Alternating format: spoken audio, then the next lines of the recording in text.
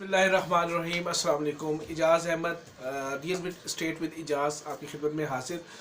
जी जनाब, तो सूरत हाल ये चल रही है जी, इलेक्शन होने वाले हैं और लोग सारे खामोश होकर बैठे हुए हैं और सोच रहे हैं कि जी पता नहीं क्या होना है, तो सब कुछ होल्ड कर लें, वेट कर लें। तो एनालिसिस जो है वो यही देखने में आ रहे हैं जी, खामोशी है चारों तरफ ना। तो मार्केट्स जो है ना वो काफ़ी स्लो हुई हुई है। लेकिन मैं आपको यहाँ पे आने का मकसद है, देखिए जब इलेक्शन हो जाएंगे जो भी पार्टी आती है उन्होंने उसकी प्लानिंग करनी है, सारा सेटअप करना है। उसमें ज़ाहिर बात है रियल इस्टेट के हवाले से भी एक बड़ा इम्पॉर्टेंट शोबा है जो कि गवर्नमेंट को रेवेन्यू देता है, तो इसके बारे में भी प्लानिंग होएगी। तो जब प्लानिंग हो जाएगी तो फिर समझ आ जाएगी कि जी क्या सूरत हाल होने जा रही है। तो जो चीज़ आज आप ख़रीद लेंगे तो वो उस इलेक्शन के बाद जो है ना वो चीज़ उस प्राइस में नहीं मिलेगी। जो बड़ी सोच विचार वाले लोग हैं वो तकरीबन 1 या 2% ही हैं जो इस टाइम बाइंग कर रहे हैं खामोशी से, क्योंकि उनको पता है कि जी हम जो ये अभी इस टाइम बाइंग करेंगे, अभी तो सबको ये लग रहा है जी मार्केट बड़ी डाउन है, जी सब कुछ बिल्कुल डाउन है, कोई काम नहीं हो रहा, तो रेट गिरे में है। तो जो अक्लमंद है वही इस टाइम बाइंग कर रहे हैं। जो इस टाइम बाइंग कर रहा है उसी ने उसमें इलेक्शन के बाद जो इन्होंने सारी प्लानिंग कर लेनी है, उसके बाद जब रेट बढ़ना शुरू होंगे तो उन्होंने ही फिर फ़ायदा उठाना है। क्योंकि उसके बाद जब आप मतलब कि जो भी कोई बाइंग करना चाहेगा तो उसको प्राइस जो है ना वो आज की डेट से बिल्कुल मुख्तलिफ मिलेगी। तो मेरा तो मशवरा ये है कि बिल्कुल घबराए बगैर, बिल्कुल परेशान हुए बगैर ज़रूर बाइंग करें। अगर तो आपका विजन है रियल इस्टेट के हवाले से, ठीक है, आपके अगर और एक्टिविटी हैं और बिजनेसेस हैं, ठीक है, बहुत अच्छे, ठीक है, वो आप ज़्यादा बेहतर समझ सकते हैं अपने बिजनेस के बारे में। लेकिन क्योंकि मुझे कोई 15 से 20 साल इस रियल इस्टेट में हो गए, तो मैं आपको रियल इस्टेट के हवाले से एडवाइस कर सकता हूँ। तो रियल इस्टेट ही ऐसा शोबा है जिसमें आपका देखें एसेट बन जाता है। आप कोई प्रॉपर्टी ख़रीद लेते हैं, चले मार्केट अगर डाउन भी है तो आपका एक एसेट बन जाता है, क्योंकि जो रुपी है वो डी वैल्यू होता है, पैसा है डी वैल्यू होता है। आप इसको कन्वर्ट करें एसेट में अपने, क्योंकि एसेट जो है जिसमें खसूस जो प्रॉपर्टी आती है उसका रेट बढ़ना ही बढ़ना होता है। उसकी मैं आपको रीज़न बताता हूँ कि देखें, हमारी सोच की बात होती है, समझ की बात होती है, क्या सूरत हाल है। आप मुझे ये बताएं, क्या पॉपुलेशन घट रही है या बढ़ रही है?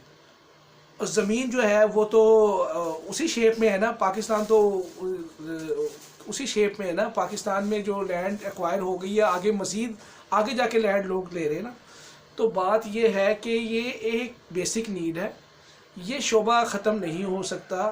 रोटी कपड़ा और मकान का आपने सुना होगा, नहीं नारा भी सुना होगा आपने यकीनन। तो ये ख़त्म होने वाला काम नहीं है, ये हमारी नीड है, बेसिक नीड है, ठीक है। जो इस चीज़ को समझते हैं वो इसमें बाइंग करते हैं बड़े तरीके से और उसमें बेनिफिट लेते हैं। जो बाइंग करते हैं मार्केट वक्ती तौर पे डाउन भी होती है, वो अपनी प्रॉपर्टी को होल्ड कर लेते हैं। उनको पता है कि आज 2 साल बाद, साल बाद, 1.5 साल बाद मार्केट ने बढ़ना ही बढ़ना है, क्योंकि मार्केट में हमेशा प्रीवियस हिस्ट्री देखें तो यही होता रहा है कि मार्केट बिल्कुल डाउन हो जाती है, लोग समझते हैं जी काम ख़त्म हो गया, जी प्रॉपर्टी का काम नहीं है, जी हालात ऐसे हो गए तो वो वैसे हो गए।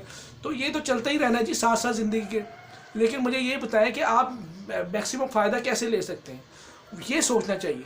तो ये आपका एक एसेट है। अगर मार्केट वक्ती तौर पे डाउन भी हो गई है तो वो आपका एसेट है, उसको तब भी आप सेल कर सकते हैं। अगर आपकी एक नीड है, वो आपका हॉट कैश है, आप उसको एसेट को सेल करके फ़ायदा ले सकते हैं वक्ती तौर पे। और अगर आप ज़्यादा फ़ायदा लेना चाहते हैं, प्रॉफिट लेना चाहते हैं, अच्छा पैसा कमाना चाहते हैं, तो आप होल्ड करें। जब लो मार्केट हो, जब मार्केट डाउन हो उस टाइम ख़रीदें, और जब मार्केट तेज़ हो उस टाइम बेचें। सिंपल सा एक फार्मूला है।